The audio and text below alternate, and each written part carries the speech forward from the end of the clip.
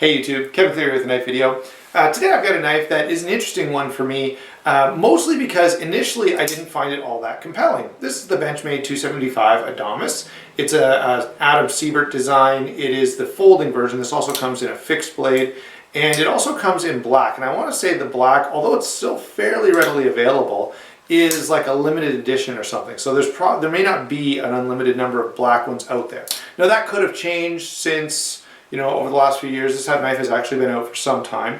But I'm going to tell you, I didn't pick it up right away. It wasn't really that exciting to me initially.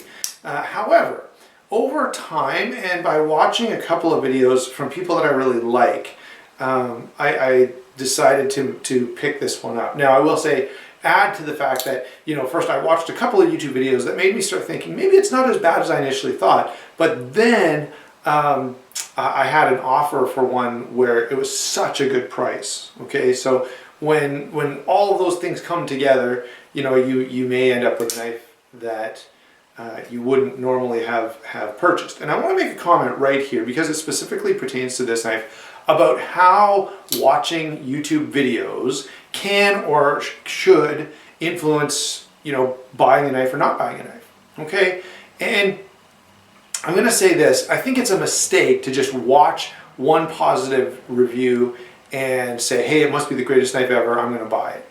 The reality is some YouTubers are getting those knives for free. Some YouTubers have a dialogue with these different companies and maybe being asked to review some of this stuff. Now generally, the better ones will be honest with you. Now, by the way, some YouTube videos are stores, okay?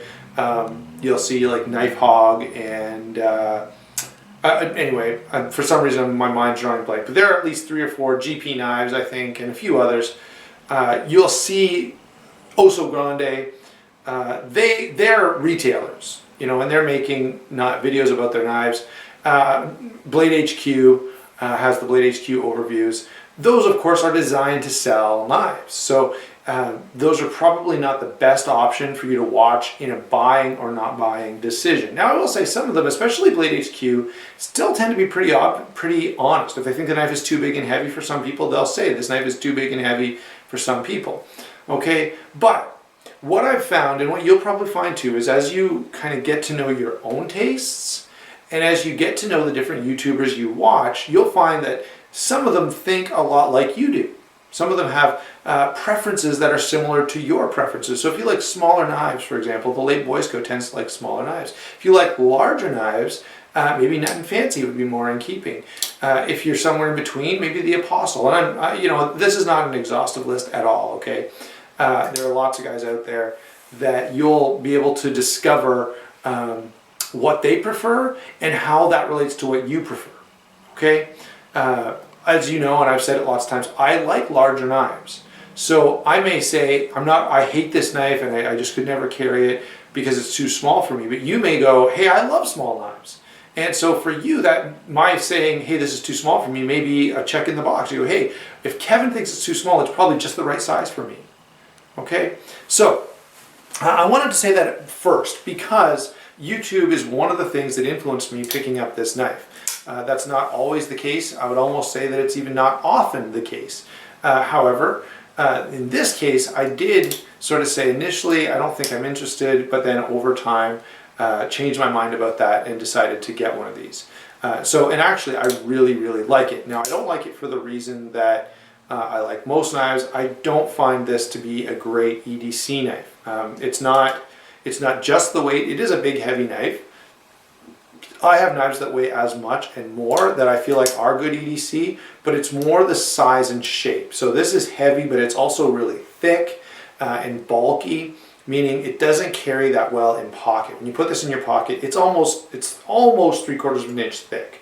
Okay, so I'll say right off the bat that I'm not going to recommend this as an EDC knife for most people, although there is one qualification that I'll make. And that's this sheath, and I'll talk about that in a couple of minutes.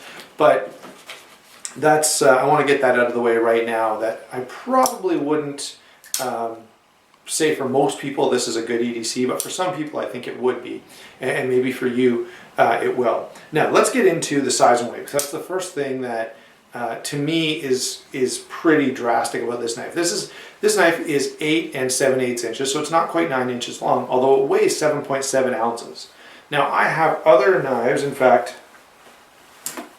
the knife I'm carrying today is the 0452 from Zero Tolerance, and you can see that it's actually a much longer knife than the Adamas, but it weighs a lot less. Like, this is just over 4 ounces, like 4.5 ounces or something like that, and you're getting a ton of blade, and in fact far more blade than you're getting with the Adamas. However, it's like half the weight, okay? And so I show you that to point out that you can't really justify the weight of this knife by saying, but it's a big knife. It's a big knife, but it's not a huge knife, and I have knives that are bigger that weigh less, okay? So 7.7 ounces, 8 7/8 inches. The blade is 3 3/4 inches, and the handle is 5 1/8 inches. So it's a big knife, okay? Now, it's also very comfortable. It's extremely usable. And it's going to be very, very tough and durable. This is definitely directed toward a hard use type of application. You know, this is a knife that's meant for combat, for maybe wilderness survival, different things like that that are going to put more strain on a knife than maybe just, you know, opening packages once in a while. This knife, as I said before, I wouldn't really consider this a hard use knife. I'd actually class it more as a gentleman's folder. Okay. Large EDC would also work. This, I would say, is more of a hard use knife, more of a combat folder or a survival folder. Maybe if you work on a construction site, or you're a truck driver, or someone that needs a heavy duty folding knife for some heavy duty tasks, this would be a good option for you. Now, one of the things that I need to say about size and weight on this is that it does come with this sheath. Okay, so I've been saying how it doesn't pocket very well. It's really thick. If you put it in your pocket, you really feel like you've got something there. And all of that is kind of negated by the sheath. It's really meant, and the sheath indicates that this is really kind of meant to be carried on your gear. It does have, you know, it's compatible with MOLLE straps, MOLLE webbing, and it has this quick clip that is designed to put this on a bag or backpack or something. Okay, so all of my criticism about pocketing is not entirely fair, because the knife was kind of designed to be carried in the sheath like this. Now, it has a pocket clip, so you know, I think I have some legitimacy in telling you how it fits in pocket. But the sheath makes a big difference. And so if you're the type of guy, maybe you wear a belt all day, every day. You always wear a belt with all your pants.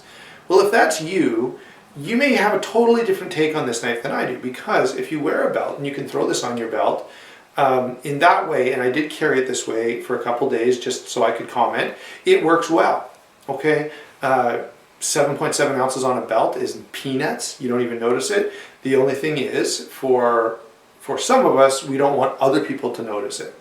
And if you're carrying this on a belt, especially if you have your shirt tucked in, it's going to stand out. You've obviously got something. Now, people don't necessarily know it's a knife, but if they know anything about blades, they'll probably identify it fairly easily. So I did want to comment on that sheath and point out that it does provide another carry option. It is actually very functional. It does work. It seems kind of backwards. Most of the time we're used to this folding over this way, but if you're working and you want to take this out of pocket, it actually works well. You find the top of the sheath, you know this is here, you grab it, and you've got access to your knife. You can do that, you know, if you've climbed up a ladder, if you're crawling under your car. I was doing car repairs last week. You can get at this knife pretty easily. One drawback, and here's what I've often thought about. I've carried gear on my bags before, and the only drawback to it is it can be difficult, at least in my experience. I've had difficulty accessing my knife or tool, whatever it may be, from a bag. You know, if you're carrying a bag on your back and your knife is back there, what if you need it, right? I know I went camping one time and I had a flashlight strapped to my back, and all of a sudden I really needed my flashlight, and I was like, this is stupid. I can't reach it. I've got to take my backpack off, and finally I got my flashlight. But then after I took it out of there, I thought, hey, I'm not putting it back in that stupid pocket where I had it, because it's not accessible. Okay, so you kind of got to think through some of those things when you're looking at a knife like this that's sort of designed to be carried in this sheath and even possibly attached to your pack. I have another bag that's more of an over the shoulder type of bag, and I think this will work really well in that with that system, and I think that's how I'm going to use this knife more so than an EDC. And keep in mind, I have lots of blades that I can EDC. The other thing I'll probably do with this knife is you can expect a number of comparison videos. I think this knife compares well to a few other blades that I think both compete with it and would be interesting to the same person who's interested in this knife. So you can look for that in the future. So that gets us past size and weight, as well as my comments about the sheath. And I wanted to do that at that time because carrying is primarily why we care about size and weight, right? So now we've got this blade. The blade is D2 steel, which is a favorite steel of mine. I really found the performance of D2 to be absolutely excellent. It holds an edge really well. I know it's only semi-stainless, but I've never had a problem. Now I do if I'm going to put a knife away and store it for a long time, I'll take some gun oil and just lightly coat the blade with that gun oil, especially in a knife like this where it's covered with Benchmade's, I can't remember what the name of their coating is. Someone please add that to the comments. But it does have this black coating, which is going to help with corrosion resistance, but there is still that edge, and so I would put some oil on that edge before I store this knife, and I will do that before I attach it to the pack where I plan to keep this knife. All right, so that's important to notice. Now, let's talk about the shape itself. So we got D2 steel. It's a thick piece of D2. This is a very, very hardy blade. It's a flat grind and it's a low flat grind. It's a very thick way of grinding a knife, and that's because this knife is designed for strength. Okay, there's a lot of wedge here. This is not going to be the knife you use to slice tomatoes. It's going to, you know, let's put it this way, if you try to cut an apple with this knife, it's going to split the apple in half, more like you're splitting wood rather than actually cut through it. Okay, so that's, I think, important to kind of keep in mind in terms of blade shape.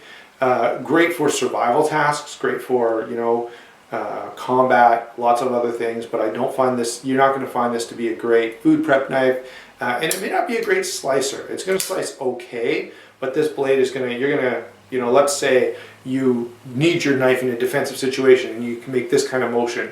I wouldn't expect deep cuts from this style of blade, and I would demonstrate that if you want to ever test that out when you're making, next time you're barbecuing, just cut your meat with your folding knife and see how it cuts. Okay, that'll give you a lot of information about how it cuts flesh. Okay, so very thick grind, not going to be a fantastic slicer. I have used this for lots of EDC tasks and found it does pretty well. It's not great. Here's the one place I found it less than stellar, and that is opening packages, because it's a very thick edge geometry. So when you're trying to poke that edge, the tip, through that bubble package, that hard plastic to cut around it, it doesn't want to penetrate. Okay, it wants to, yeah, it just, you really have to put a lot of force behind it.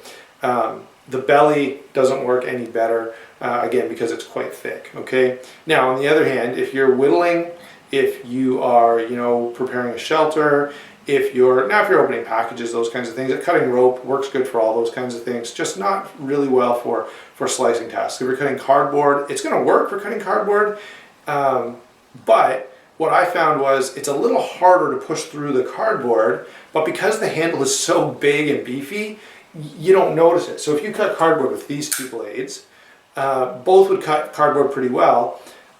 You would notice there, the reality is this one slices better, but in function, they end up doing about the same, because even though this one's a little harder to push through, you've got a lot more to push on. Okay, so it's more comfortable over long-term use. Now, the one limitation I would say this knife has is it's not going to, you know, skin out an animal well for you, because it's not a great slicer.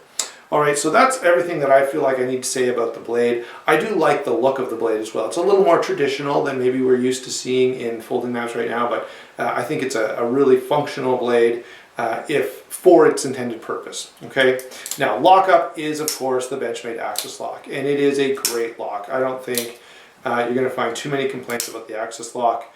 I will say that recently in the cold steel videos, they did test an Axis lock, and it actually did fine.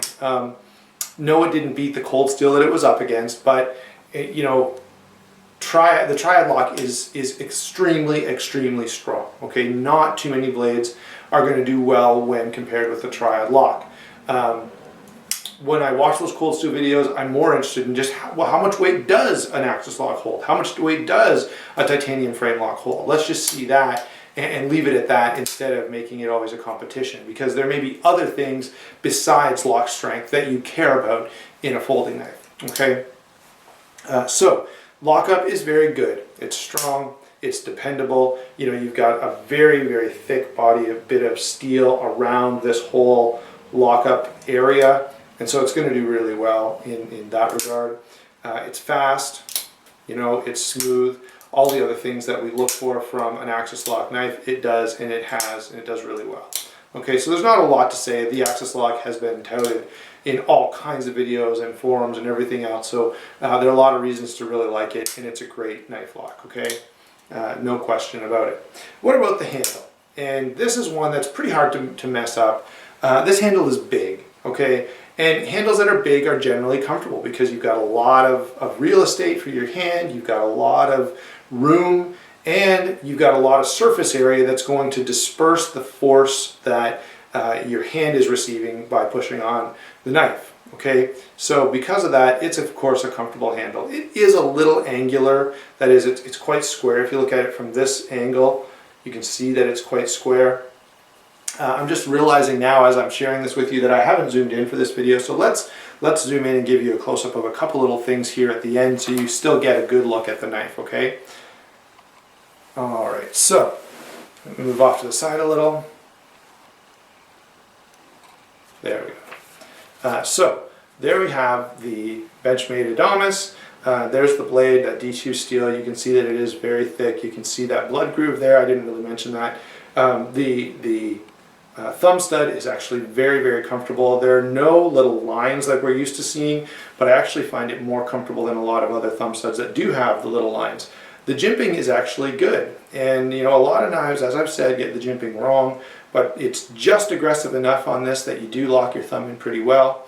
And in the reverse grip, it does have jimping up here as well, and it works. All the jimping works, okay, which is really nice. It's nice to see when a company gets jimping the way it should be. All right, there's that lockup and deployment. Very good, very smooth, very fast. Now here's the handle. It is semi-open construction. You've got this backspacer here, which is going to add a little weight, but frankly, this is a heavy knife already, so you know, the small fraction of an ounce that you would save by having standoffs instead, I don't think is even worth mentioning. Notice that from this angle, hopefully you can see it, the stainless steel liners are actually milled out further. So you've got these holes, and those holes are going to lighten things up a bit, but inside, once you get past the hole in the G10, on the inside, the stainless steel is milled out even further. Okay, so they have taken steps to lighten it up. It's just that there's a lot of material here. This is a heavy knife, even with those steps taken to lighten things up a bit. Finally is the pocket clip, and the pocket clip is very good. I really prefer this Benchmade pocket clip pretty much to any of their other clips, and it is repositionable to left side carry. Okay, let's back out again. Overall, this is actually a really good knife for its intended purpose. I think you should keep in mind that it's not meant to be necessarily an EDC blade. If you want sort of a small light EDC Benchmade, everyone knows the 940 is a great option. They're a little steep for what you're getting, but great knife. As you guys know, that would be too small for me. I'd probably prefer this one just a little bit. But if you're going to carry this in the sheath, if you're going to carry it on a pack, or if you just don't mind a big heavy knife, you're going to find this to be totally acceptable. And I think when we compare this, when we look at this knife, we should keep in mind that there are a lot of big heavy folders out there. Think of the zero tolerances. Think of the the cold steels and the even the Spyderco Tatanka. The big heavy knives, and they seem to do just fine. So is it wrong to make a big heavy knife? I don't think so. Some people really like that, myself included. So there you go, guys. That's my take on the 275 Adamas. Really good knife. It's not one of these super lightweight, super efficient folders, but certainly for its intended purpose, it's going to be more than adequate. All right, we'll talk to you later, YouTube.